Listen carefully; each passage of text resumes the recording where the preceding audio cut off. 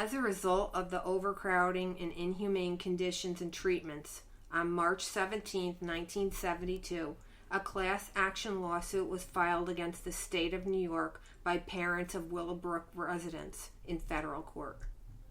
Finally. Right? Apparently, after Kennedy's visit in 1969, there wasn't any follow-up as far as the 5-year action plan for improvements. Huh? And but my question... And he didn't, and it wasn't like, that was recommendations. But even then, I mean, these parents weren't going and visiting these kids. And that's what either. I thought. Like, what do you do? What do you do? Putting your kid in there and just forgetting about him? Right, and now you expect to get this money back? No. Those kids get all of that. And they get a proper place to stay and live a healthy life. Right. So 1975 rolled around, and the Willowbrook consent decree was signed by Judge Judd that committed New York State to improve conditions at the school and lower the overcrowding from 4,000 patients to no more than 250. So if you remember, they were up to 6,000. Holy shit. So now he doesn't even want them at their max of 4,000. They want them at 250. And that's not even a tenth of what the 6,000 was. So from 1975, he wanted it down to 250 patients by 1980. The consent decree stated that the state would be required to spend $2 million to create 200 places for Willowbrook transferees in hotels, hostels, halfway houses, group homes, and sheltered workshops. So wait now. They wanted to create 200 more places. So what'd they do with the other 2,200 patients? Well, that's the place down in Poughkeepsie. Or more. A lot actually of them. More. It's closer to 4,000. Yeah. They just let them go. That's what they did in Poughkeepsie. Yep. I mean, that's what I was talking to Frank about. What do you do when you're closing a psychiatric hospital? Where are these people going? You know where they're going. They're going right out on the street. Right. And then their mental health isn't being taken care of. And because mental health to a lot of people is not important because you can't see it. Right. And it's so important. And it's so important to get mental health help. And most people aren't getting it. I mean, even if you call to get, a counselor through your county, you're waiting for 2 months to be able to see somebody. Some people can't wait that long. I am so appreciative for my therapist and my psychologist. That's why it's like mind-boggling to me, because some of these people are so severely ill they had to be hospitalized, and they're supposed to have access within X amount of time, but the services aren't there. No, they're not. It's very sad. So the consent decree did not immediately close Willowbrook State School, but rather recognized that people with developmental disabilities had a constitutional right to be protected against harm and cared for in a humane, non-institutional setting to prepare them to be contributing members of the community. That sounds great on paper, doesn't it? Right. In 1983, New York State announced plans to close Willowbrook, which had been renamed the Staten Island Developmental Center.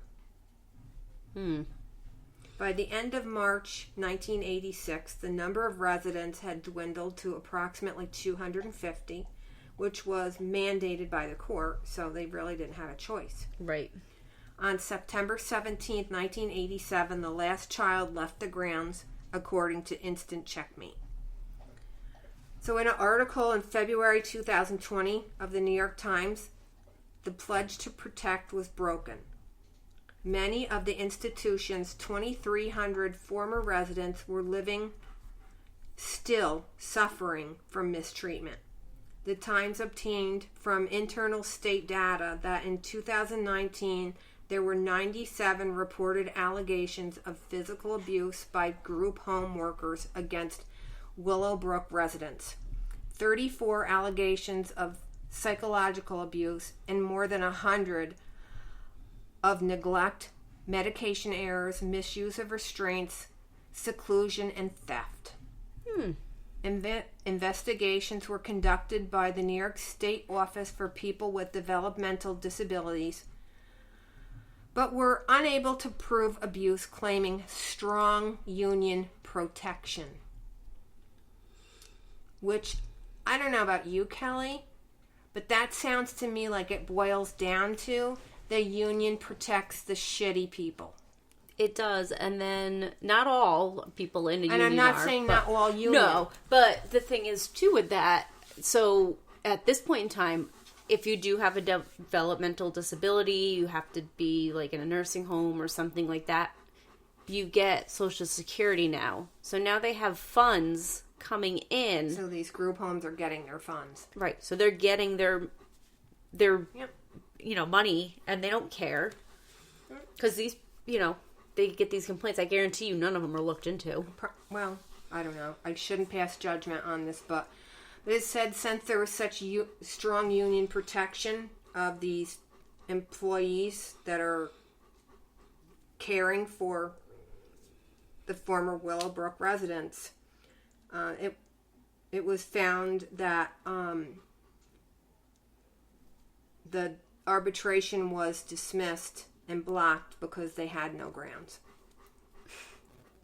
And even then, yes, the union protects you to a certain degree, but if you're physically abusing another human being and things like that, the unions can't protect you. Yeah, I mean, it might have been, but no, that's 2019. I know plenty of people in unions, but... So, the Bronx County District Attorney, Darcel Clark, investigated one of the facilities that housed Willowbrook residents, but found insufficient evidence of abuse, stating witnesses weren't willing to come forward and victims weren't able to speak for themselves. She went on to say, it's not whether or not it happened, it's what could we prove. That's bullshit. Get some security cameras in there. It's just very sad. And then this sparked our little yes, urban legend of Cropsey. So long before we had creepypastas online, we've all told urban legends. We all have seen the movie. They're fun to be scared, and sometimes they turn out to be true. When we were little kids, there was no internet, so it was like you're out camping in the backyard, and it's like, did you know a mental patient escaped from whatever? Right. And we'd say Catskill Hospital, because that's where we lived around there. Right. Or wherever, and you just add in.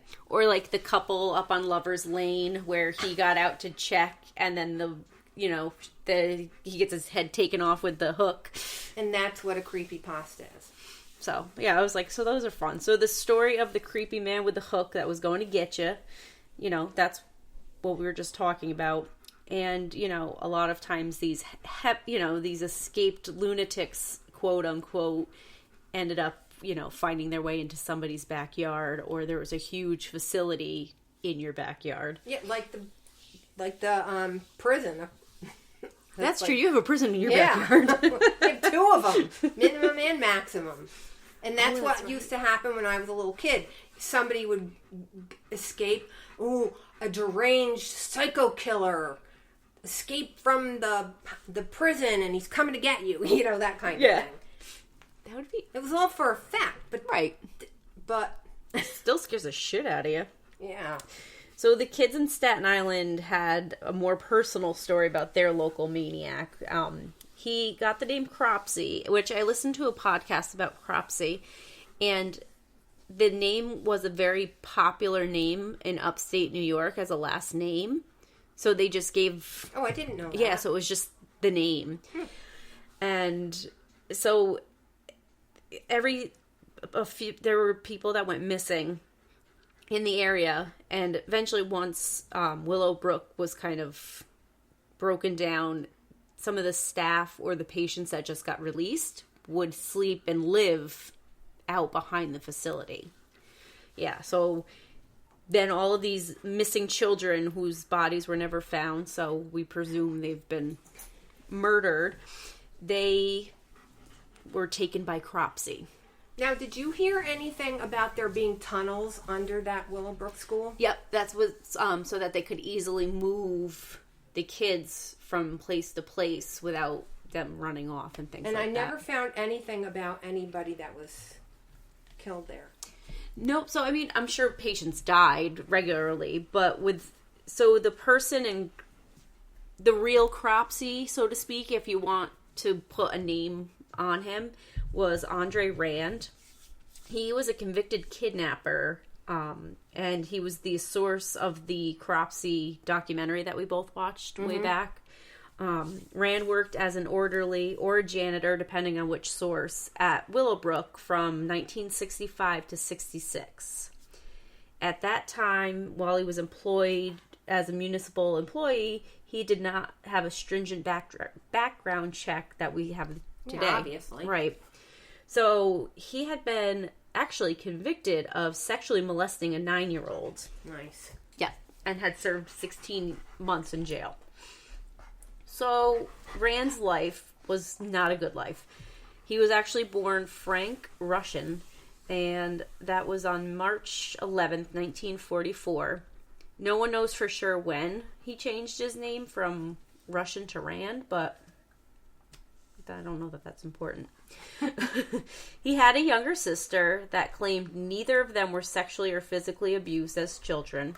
Their father died on March 27th, 1958, and his mother was institutionalized at Pilgrim Psychiatric Center in Brentwood, New York. So, and they would go visit her. Rand's mother suffered and struggled with mental health and lived at the asylum. He had taken a job as the orderly because it made sense, because that's what he was used to, being around people who were in trauma and suffering of family members and things like that. So in a way, he felt safe, or at least familiar with all of that. So in 1966, Rand's story takes a total 180. He left his job at Willowbrook, but he lived on the grounds. Like, he had built himself. He probably lived in one of those tunnels. Well, the tunnels were under the school. This was out behind the school where they found him. Oh. Yeah. So and there was like a whole, it's like like how they have the homeless cities and stuff in the Vegas, like the underneath. Oh, yeah. It was something like that, but they weren't in the tunnels. Eventually they moved into the tunnels once the schools weren't running anymore. But so he actually set up his campsite, and he was like, he had the whole campsite, like, and the whole community were on these grounds. So they had their own little society going on. Some of those who lived on the grounds were never patients, and as the Willowbrook, Seaside, and the New York Colony Farm closed, former patients and other homeless people moved into the underground tunnels that connected. So as these places closed down, that's when they started to get down in deep. So Rand's criminal life, these are some of the sources I came across. Okay, so some of his crimes. In 1969, he was sentenced for the attempted sexual assault on the 9-year-old. And then there was another unknown year. I couldn't find the exact year, but he was arrested because this isn't funny, but it kind of is. But you're laughing. He kidnapped a bus full of YMCA kids and took them to the local airport. He didn't do anything to them. They just all got on the bus and he just drove them to the airport. Why did he go to the airport? I have no idea. Why did he take them to the beach or something? But yeah, so he must not be wound too tight. So then, there were a lot of disappearances that they have since kind of pointed to him. Lexi Lou. I need to apologize to everybody. It's very warm today, and Lex will not leave me alone, and he is panting like a maniac. So try to overlook that. Yeah, it's not us panting. Not yet. So Alice Perrier, yeah. It was in 1972. She was 5 when she disappeared. In 1981, Holly Ann Hughes, who was only 7, disappeared. In 1983,